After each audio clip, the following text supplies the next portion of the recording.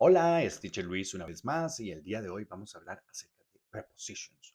Las preposiciones en términos, estas tres preposiciones en específico que siempre me dicen que son in, on y at, vamos a hablar de ellas en términos de el time and location, tiempo y lugar o locación. ¿Ok? Así que empezamos de una vez.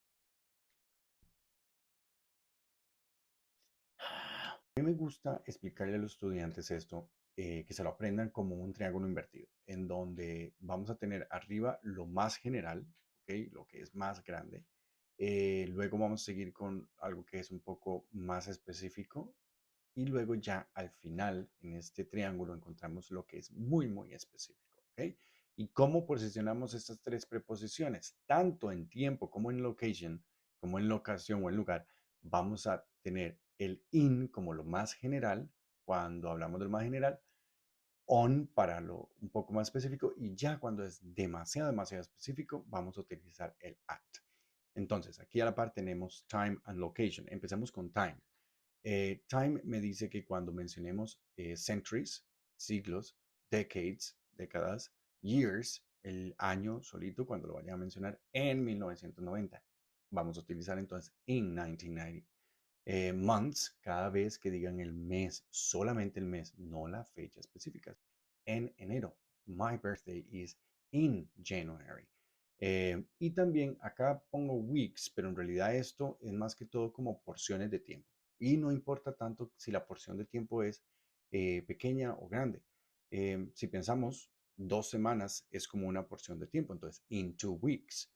Pero también yo puedo decir in 5 minutes.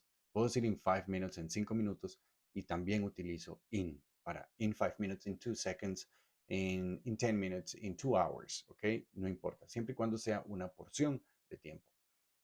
Moviéndonos igual en el time, vamos a lo que es un poco más específico. Entonces, cuando damos la fecha, ya la fecha tiene, ya no es solamente el mes, sino que también tenemos el día de ese mes, eso ya es más específico. Entonces utilizamos la preposición on. Entonces, mi cumpleaños es el 1 de enero. Entonces, I say, my birthday is on January 1st, ¿ok? Los días de la semana. Los días de la semana se dicen con on. Pasa que en español utilizamos el artículo el lunes, el martes, el miércoles. Entonces, lo que generalmente solemos hacer cuando estamos aprendiendo es poner el artículo the Monday, the Wednesday, the Saturday, porque es lo que utilizamos en español, lo que se nos parece más español. Sin embargo, siempre recuerden que el on es como si fuera ese el lunes, el martes en inglés. Entonces, I go to English class on Tuesdays, ¿ok? Los martes. Um, Weekdays and weekends, on the weekend, perdón, pero también se acepta at the weekend. Entonces las dos, no hay problema, cualquiera de las dos funciona. Luego, cuando ya es más específico en términos de tiempo, vamos a hablar de la hora. Cuando decimos la hora es lo más específico. Entonces, utilizamos at, que en español yo les digo a mis estudiantes, a ustedes, que se lo aprendan como a las.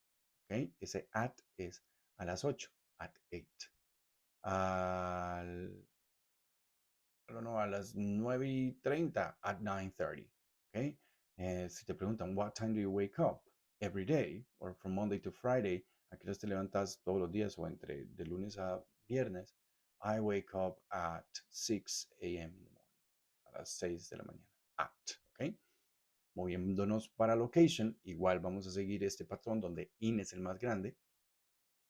Y tenemos countries, cuando digan un país, in Costa Rica, in England, in Germany. Cuando hablamos de ciudades, las ciudades también son bastante grandes, entonces in San José, in Salzburg, in California, etc. Y neighborhoods también, en Guadalupe, en San Carlos, etc. Luego nos movemos a on. On es un poco más específico y hablamos de roads, avenues and streets. Roads aquí en Costa Rica son como por números, ¿verdad? La ruta 27, la ruta 218, etcétera. Entonces, on 20, on 2018, no, on 218 Road, por ejemplo. Vivo en Avenida 33. I live on 33 Avenue. ¿Ok? 33 o 33rd. 33rd. Mm. Y luego para los nombres de las calles, street names. So, Los Álamos Street o calle, no sé, nombres de calles en Costa Rica.